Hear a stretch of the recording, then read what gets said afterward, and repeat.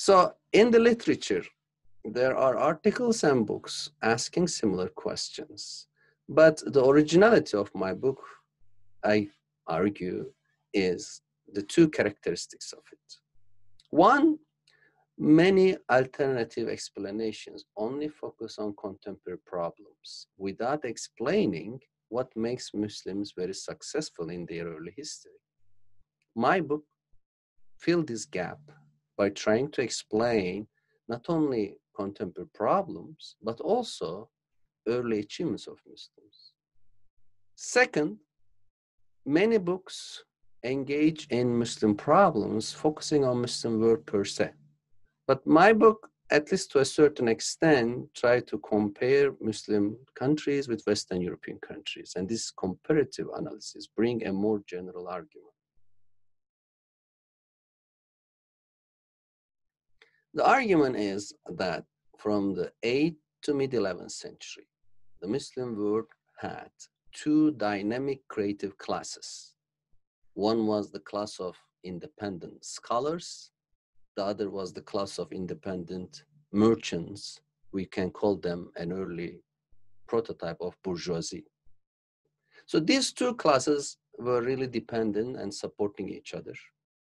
According to a modern research and funding,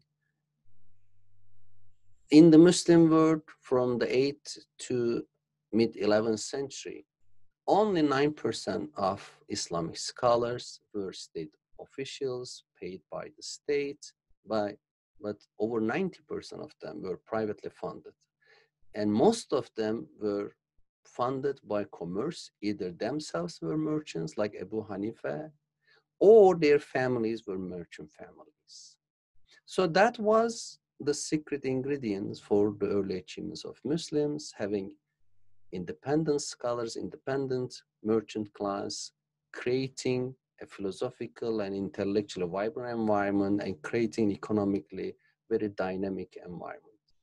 And by scholars, I don't simply refer to philosophers like Ibn Sina, Farabi, Ibn Rushd, but I also refer to established Islamic scholars, the ulama, including the early founder of the Hanafi Mazhab, Abu Hanifa, who was a silk merchant and who rejected to be a state servant.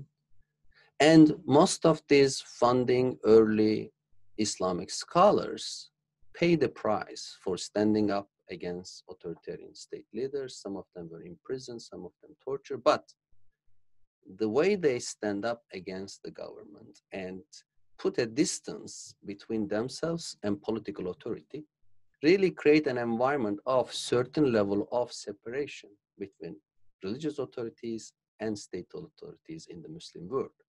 So then our contemporary understanding of Islam rejecting religion-state separation is not really an inherent part of Islamic text or an eternal part of Islamic history. No, it was something created and constructed after mid-11th century.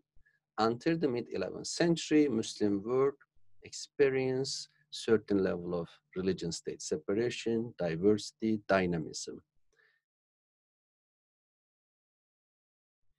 My book emphasizes that there are serious socioeconomic and political problems in the Muslim world today.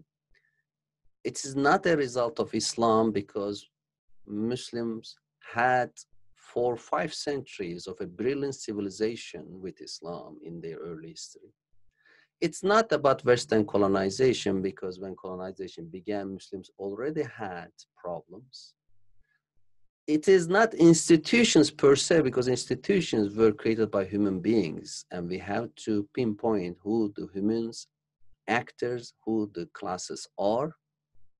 And when you look at the classes, the policy recommendation of the book is that Muslims really need an intellectual class to recreate their intellectual creativity and dynamism, and they need a bourgeois class to have economic competition, innovation, and a world-class contribution. Thanks for listening.